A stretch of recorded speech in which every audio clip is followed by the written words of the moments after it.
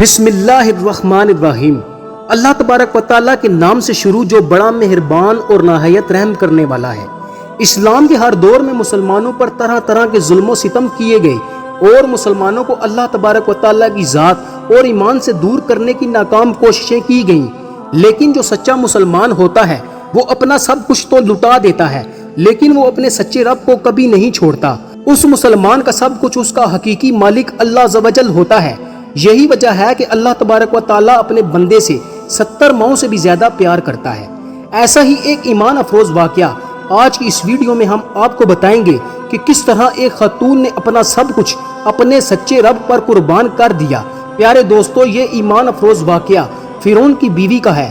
آج کی اس ویڈیو میں ہم آپ کو بتائیں گے کہ دنیا کے سب سے بڑے ظالم اور جابر جو کہ خدائی کا دعوے دار تھا، اس کے باوجود بھی اس کی بیوی کس طرح اللہ تبارک و تعالیٰ کی وحدانیت پر ایمان لے کے آئی، ان کا ایمان لانے کا سبب کیا بنا، اور جب فرعون کو اپنی بیوی کے ایمان لانے کی خبر ملی تو اس بدبخت نے اس نیک خاتون پر کون کون سے ظلم و ستم کے پہاڑ ڈائے، اور فرعون کی بیوی کون تھی اور کس کی اولاد میں سے تھی۔ پیارے دوستو، اس قابل رشک قربانی کے بعد اللہ تبارک و تعالیٰ نے اس نیک خاتون کو کس قدر مقام اور مرتبہ عطا فرمایا تھا۔ پیارے دوستو، فرعون کی بیوی جن کا نام حضرت آسیہ رضی اللہ تعالیٰ عنہ تھا، یہ بادشاہ مصر ریان بن ولید کی اولاد میں سے تھی، اور یہ ریان بن ولید وہی بادشاہ تھا جو حضرت یوسف علیہ السلام کے دور میں بادشاہ مصر تھا، اور یہ خوش نصیب بادشاہ حضرت یوسف علیہ السلام پر ایمان لے آیا تھا۔ فرعون کی بیوی حضرت آسیہ رضی اللہ تعالیٰ عنہ انتہائی حسین و جمیل خاتون تھی، کیونکہ یہ خاتون بادشاہ کی اولاد میں سے تھی،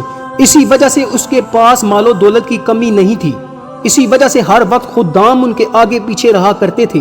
یہ پاک دامن خاتون فرعون کو ناپسند کرتی تھیں، لیکن فرعون چونکہ اس وقت مصر کا بادشاہ تھا، اسی وجہ سے فرعون نے اس خوبصورت عورت کی خوبصورتی کو دیکھ کر زبردستی اس سے نکاح کر لیا تھا، جبکہ حضرت آسیہ رضی اللہ تعالیٰ عنہ اور ان کے والدین اس نکاح سے خوش نہیں تھے، لیکن انہوں نے حالات کی مجبوری کی وجہ سے حضرت آسیہ رضی اللہ تعالیٰ عنہ کا نکاح فرعون سے کر دیا تھا۔ پیارے دوستو، فرعون کو حکومت و سلطنت اور مال و دولت کی کثرت اور طاقت کے نشے نے حد سے زیادہ مغرور اور بے لگام بنا دیا تھا۔ اس طرح اس بدبخت کافر نے ہزاروں بنی اسرائیل کے لوگوں کو اپنا غلام بنا کے رکھا ہوا تھا اور ان پر طرح طرح کے ظلم کرتا تھا۔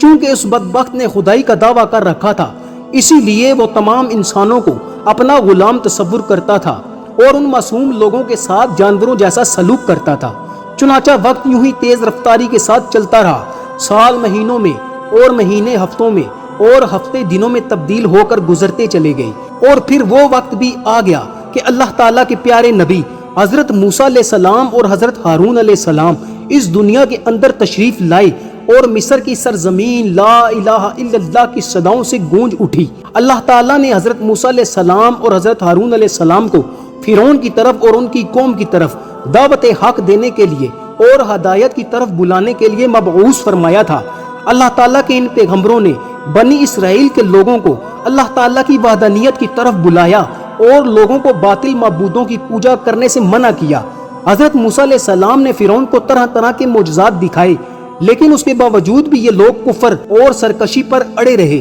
اور اللہ تعالیٰ کی وحدانیت کا مسلسل انکار کرتے رہے۔ اس کے باوجود بھی حضرت موسیٰ علیہ السلام فرعون اور بنی اسرائیل کے بدبخت لوگوں کو دعوت حق دیتے رہے، اور جب فرعون حضرت موسیٰ علیہ السلام کی اس تبلیغ سے تنگ آ گیا تو فرعون نے یہ خیال کیا کیوں نہ حضرت موسیٰ علیہ السلام کو لوگوں کے سامنے جھوٹا ثابت کیا جائے۔ چنانچہ فرعون نے حضرت موسیٰ علیہ السلام کو جھوٹا ثابت کرنے کے لیے ایک خاص دن مقرر کیا، جس دن مصر کے اندر بہت بڑا میلہ لگتا تھا اور جس میلے کے اندر کثیر تعداد میں لوگ جمع ہوتے تھے۔ چنانچہ فرعون نے مصر کے تمام بڑے بڑے جادوگروں کو بلایا اور حضرت موسیٰ علیہ السلام کو جھوٹا ثابت کرنے کا کہا۔ چنانچہ جب وہ میلے کا دن آیا تو ایک وسیع و عریض میدان سجایا گیا،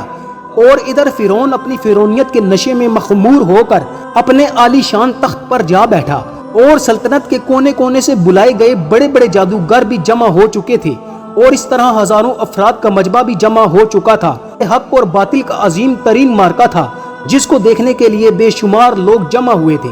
اور حضرت موسیٰ علیہ السلام اور حضرت ہارون علیہ السلام بھی تشریف لا چکے تھے، اور حضرت موسیٰ علیہ السلام کے چہرہ انور پر جاہ و جلال نظر آ رہا تھا۔ چنانچہ اس عظیم معرکہ کا آغاز ہوا۔ اور جادوگروں نے فرعون کی عزت کی قسم کھا کر اپنے جادو کی لاٹھیاں اور رسیاں پھینکنی شروع کر دیں تو وہ لاٹھیاں اور رسیاں ایک دم سے سانپ بن کر پورے میدان کے اندر دوڑنے لگیں۔ ان سانپوں کو دیکھ کر پورے مجمع کے اندر خوف و ہراس پھیل گیا اور تمام لوگ بدحواس ہو کر ادھر ادھر بھاگنے لگے۔ ادھر فرعون اور اس کے جادوگر اپنے نشے میں بدمست ہو کر تالیاں بجانے لگے اور اس منظر کو دیکھ کر خوش ہونے لگے، اور ادھر اللہ تبارک و تعالیٰ نے اپنے پیارے پیغمبر حضرت موسیٰ علیہ السلام کو اپنا عصا مبارک پھینکنے کا حکم دیا۔ تو اس وقت حضرت موسیٰ علیہ السلام نے اللہ تبارک و تعالیٰ کے حکم کی تکمیل کرتے ہوئے اپنا عصا مبارک ان سانپوں کے ہجوم میں ڈال دیا۔ چنانچہ دیکھتے ہی دیکھتے حضرت موسیٰ علیہ السلام کا وہ عصا ایک خوفناک اور ہیبت ناک اژدہا بن کر نمودار ہوا، جس نے جادوگروں کے تمام چھوٹے چھوٹے سانپوں کو نگل لیا۔ حق اور باطل کا یہ عظیم الشان معجزہ دیکھ کر جادوگروں کے دلوں میں ایمان کا نور چمک اٹھا، اور تمام جادوگر اللہ تعالیٰ کی بارگاہ میں سجدے میں گر گئے، اور تمام جادوگروں نے اللہ تعالیٰ کی وحدانیت کی تصدیق کی اور اللہ تبارک و تعالیٰ کی سچی ذات پر ایمان لے آئے۔ چنانچہ جب حضرت موسیٰ علیہ السلام کے اس عظیم الشان معجزہ اور جادوگروں کے ایمان لانے کی خبر حضرت آسیہ رضی اللہ تعالیٰ عنہ کو پہنچی تو اس وقت حضرت آسیہ رضی اللہ تعالیٰ عنہ کے دل میں بھی فوراً حق کا نور چمک اٹھا، اور اس طرح حضرت آسیہ رضی اللہ تعالیٰ عنہ اللہ تبارک و تعالیٰ کی وحدانیت پر ایمان لے آئیں۔ لیکن ان کا ایمان لانا اتنا آسان نہ تھا، کیونکہ وہ ایک جابر اور ظالم اور خدائی کے دعوے دار بدبخت حکمران کی بیوی تھیں، اور حضرت آسیہ رضی اللہ تعالیٰ عنہ کے دل میں بھی یہ ڈر تھا کہ اگر فرعون کو میرے ایمان کا پتہ چل گیا تو وہ ظالم بادشاہ مجھ پر ظلم و ستم کے پہاڑ ڈھائے گا اور اپنے ظلم کی تمام حدیں پار کر دے گا۔ لیکن اس کے باوجود بھی حضرت آسیہ رضی اللہ تعالیٰ عنہ نے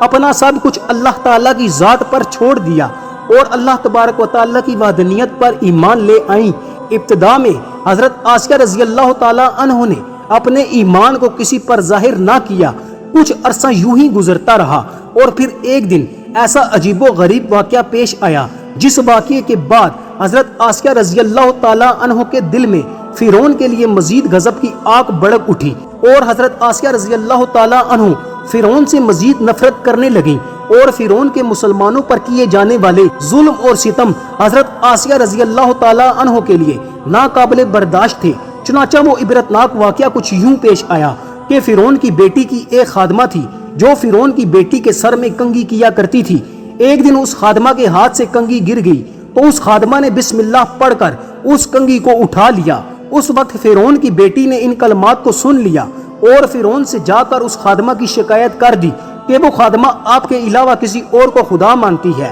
اور آپ کے علاوہ کسی اور کی عبادت کرتی ہے۔ یہ بات سن کر فرعون لال پیلا ہو گیا، اور اس نے غضبناک ہو کر اس خادمہ کو اپنے دربار میں بلایا اور اس خادمہ کے ایمان لانے کی حقیقت دریافت کی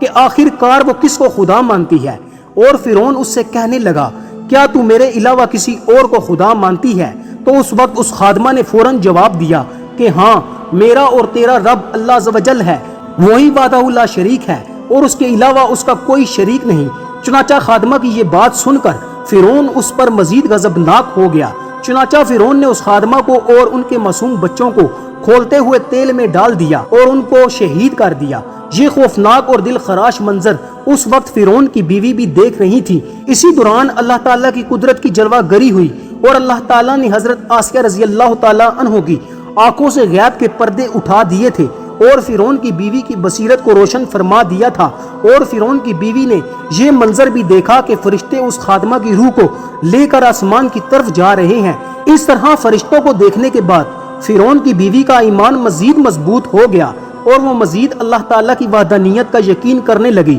اور حضرت موسیٰ علیہ السلام کی صداقت اور حقانیت بھی واضح ہو گئی۔ اس خوفناک منظر کو دیکھنے کے بعد فرعون کی بیوی سوچ میں پڑ گئی اور سوچنے لگی کہ میں مسلمان ہونے کے باوجود بھی مسلمانوں پر ہونے والے ان تمام تر ظلم و ستم کو کس طرح برداشت کر سکتی ہوں۔ ابھی فرعون کی بیوی انہی خیالات کے اندر گم تھی کہ فرعون اپنی بیوی کے پاس آیا، عورت پر کیے جانے والے اپنے ظلم اور ستم کی داستان کو اپنی بیوی کے ساتھ بیان کرنے لگا۔ اس وقت فرعون کی بیوی نے اپنے دل ہی دل میں فرعون کے خلاف بغاوت کا علم بلند کرنے کا ارادہ کر لیا تھا۔ جب فرعون نے اپنی بیوی کو اس مظلوم عورت کو شہید کرنے کی خبر دی تو فرعون کی بیوی نے فرعون سے کہا کہ اللہ تیری خرابی ہو، کس نشے نے تجھے اللہ تعالیٰ کے مقابلے میں اتنا بے باک کر دیا ہے؟ اور یہ بات سن کر فرعون ایک بار پھر بڑک اٹھا اور اپنی بیوی سے کہنے لگا کہ تجھے بھی اسی جنون نے آ لیا ہے جس جنون کے اندر وہ خادمہ مبتلا تھی۔ چنانچہ اس کے جواب میں فرعون کی بیوی نے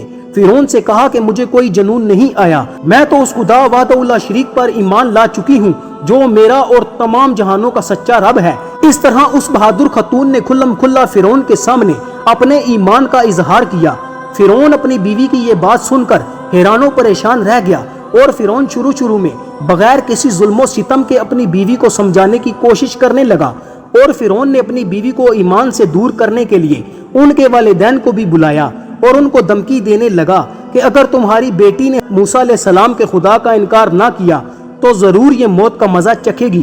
چنانچہ حضرت آسیہ رضی اللہ تعالیٰ عنہ کے والدین نے تنہائی کے اندر حضرت آسیہ رضی اللہ تعالیٰ عنہ کو سمجھانے کی کوشش کی، لیکن حضرت آسیہ رضی اللہ تعالیٰ عنہ کا ایمان چونکہ مضبوط ہو چکا تھا، اسی وجہ سے انہوں نے ان کی بات ماننے سے انکار کر دیا، اور حضرت آسیہ رضی اللہ تعالیٰ عنہ اپنے والدین سے کہنے لگی کہ میں اللہ تعالیٰ کی وحدانیت کا انکار نہیں کر سکتی، بے شک وہ سچا رب ہے۔ چنانچہ جب فرعون کا یہ حربہ بھی ناکام ہو گیا تو اس وقت فرعون نے اپنی بیوی کو طرح طرح کی اذیتیں دینے کا فیصلہ کیا تاکہ یہ ایمان سے دور ہو جائے اور مجھ کو خدا ماننے لگے۔ پیارے دوستو، روایات میں آتا ہے کہ فرعون کے حکم سے حضرت آسیہ رضی اللہ تعالیٰ عنہ کو طرح طرح کی اذیتوں کے اندر مبتلا کر دیا گیا، حتیٰ کہ حضرت آسیہ رضی اللہ تعالیٰ عنہ کے ہاتھوں اور پاؤں میں میخیں لگا کر دھوپ کے اندر سورج کی طرف رخ کر کے لٹا دیا گیا، اور آپ کے سینے کے اوپر چکی کا 12 برکم پتھر رکھ دیا گیا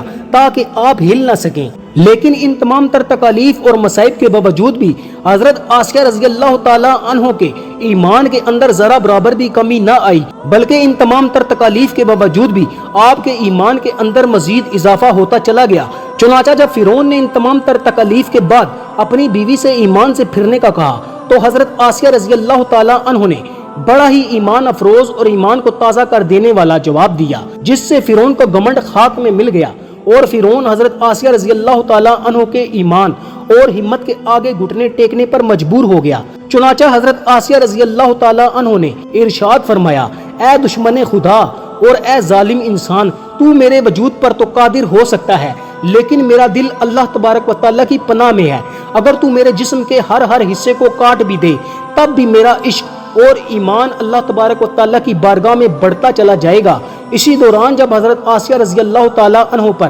ظلم و ستم کے پہاڑ گرائے جا رہے تھے، حضرت موسیٰ علیہ السلام وہاں سے گزرے تو حضرت موسیٰ علیہ السلام سے حضرت آسیہ رضی اللہ تعالیٰ عنہ نے پوچھا، کیا میرا رب مجھ سے راضی ہے؟ تو حضرت موسیٰ علیہ السلام نے ارشاد فرمایا، اے آسیہ رضی اللہ تعالیٰ عنہ، آسمان کے فرشتے تیرے انتظار میں ہیں اور اللہ تبارک و تعالیٰ تیرے ایمان اور تیرے کارناموں پر فخر فرماتا ہے۔ آپ اللہ تبارک و تعالیٰ کی بارگاہ میں سوال کریں، آپ کی ہر حاجت پوری کی جائے گی۔ اس وقت حضرت آسیہ رضی اللہ تعالیٰ عنہ نے اللہ تبارک و تعالیٰ کی بارگاہ میں یہ دردناک دعا کی، اے میرے پروردگار، میرے لیے اپنے پاس جنت میں ایک گھر بنا اور مجھے فرعون اور اس کے ظلم سے نجات دے۔ ادھر جب فرعون نے حضرت آسیہ رضی اللہ تعالیٰ عنہ کو ایمان سے دور کرنے کی تمام تر کوششیں کر لی اور ہر کوشش کے اندر ناکامی کا سامنا کرنا پڑا، تو اس وقت فرعون نے حضرت آسیہ رضی اللہ تعالیٰ عنہ کو شہید کرنے کا فیصلہ کر لیا، اور آخری حربے کے طور پر فرعون نے اپنے کارندوں سے کہا